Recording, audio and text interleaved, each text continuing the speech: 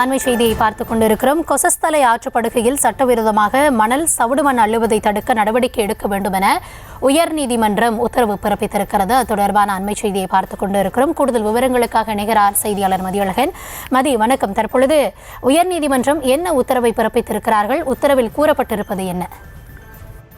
திருவள்ளூர் மாவட்டத்தில் உள்ள மெய்யூர், வேம்பேடு, ராஜபாளையம், சோமதேவன்பட்டு, எறையூர் ஆகிய கிராமங்களில் அரசு புறம்போக்கு நிலங்களிலும் கொசஸ்தலை ஆற்று படுகையிலும் சட்டவிரோதமாக மணல் மற்றும் சவுடு மண் அள்ளுவதற்கு எதிராக சட்டப்பூர்வ நடவடிக்கை எடுக்க உத்தரவிடக் கோரி கொசஸ்தலை ஆறு மற்றும் கனிமவள பாதுகாப்பு சங்கம் சார்பில் சென்னை உயர்நீதிமன்றத்தில் மனு தாக்கல் செய்யப்பட்டது. இந்த வழக்கு நீதிபதிகள் எஸ்.எம். சுப்பிரமணியம், வி. லட்சுமி நாராயணன் அமர்வில் விசாரணைக்கு வந்தபொழுது அதிகாரிகள் துணையுடன் கொசஸ்தலை ஆற்று படுகையில் உள்ள அரசு புறம்போக்கு நிலங்களில் அதிக அளவு மணல் சவுடு மண் அள்ளப்படுவதாகவும் இதை தடுக்க வருவாய்த்துறை, காவல்துறை உள்ளிட்ட அரசு துறை அதிகாரிகள் எந்த நடவடிக்கையும் எடுக்கவில்லை எனவும் குற்றம் சாட்டப்பட்டது. இந்த வாதத்தை மறுத்த அரசு தரப்பு உரிமங்களில் அனுமதிக்கப்பட்ட அளவு மட்டுமே மணல் சவுடு மண் அள்ள அனுமதிக்கப்படுவதாகவும் சட்டவிரோதமாக மணல் சவுடு மண் அள்ளுவதை தடுக்க அனைத்து நடவடிக்கைகளும் எடுக்கப்படுவதாகவும் சட்டவிரோதமாக மணல் மற்றும் சவுடு மண் அள்ளுவதை தடுக்க மாவட்ட அளவில் சிறப்பு அதிரடிப்படைகள் அமைக்கப்பட்டுள்ளதாகவும் விளக்கம் அளிக்கப்பட்டது. இதனை பதிவு செய்து கொண்ட நீதிபதிகள்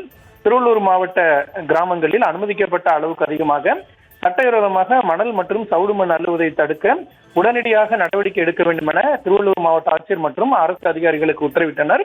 உரிம விதிகளை மீறி மணல் சவுடு மண் அள்ளுவதை கண்டறிந்தாலோ சட்டவிரோதமாக மணல் அல்ல அதிகாரிகள் அனுமதித்தாலோ மனுதாரர் சங்கம் நீதிமன்ற அவமதிப்பு வழக்கு தாக்கல் செய்யலாம் எனவும் உத்தரவிட்ட நீதிபதிகள் இந்த வழக்கை முடித்து வைத்தனர்.